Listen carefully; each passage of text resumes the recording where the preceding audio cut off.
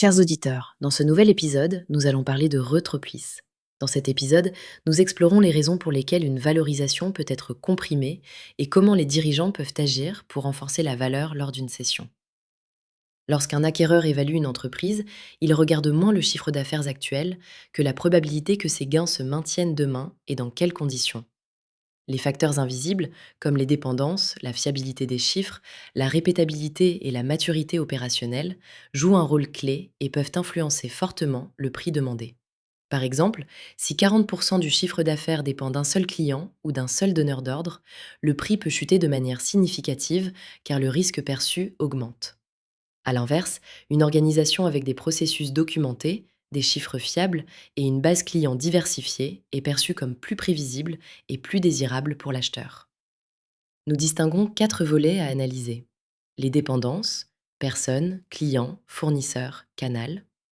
La fiabilité des chiffres, marge cohérente, historique propre, documentation claire. La répétabilité de l'activité, renouvellement du chiffre d'affaires et prévisibilité des ventes et la maturité opérationnelle, processus simple, intégration claire, documentation à jour. L'article propose une méthode en 4 étapes pour progresser. Étape 1, cartographier les risques visibles et les zones de dépendance. Étape 2, construire la prévisibilité avec des outils simples, tableau de bord, indicateurs stables, revues régulières. Étape 3, réduire progressivement les zones critiques en déléguant, diversifiant et documentant. Étape 4, éviter les pièges courants tels que croire que la rentabilité suffit ou sous-estimer la qualité des données.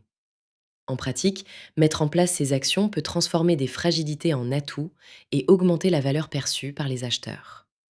Chez Scale to Sell, nous accompagnons les dirigeants pour structurer l'entreprise, réduire les angles morts et rendre la société réellement désirable aux yeux des acquéreurs.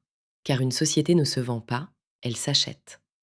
Si cet épisode vous parle, partagez, abonnez-vous et découvrez nos ressources complémentaires sur le blog.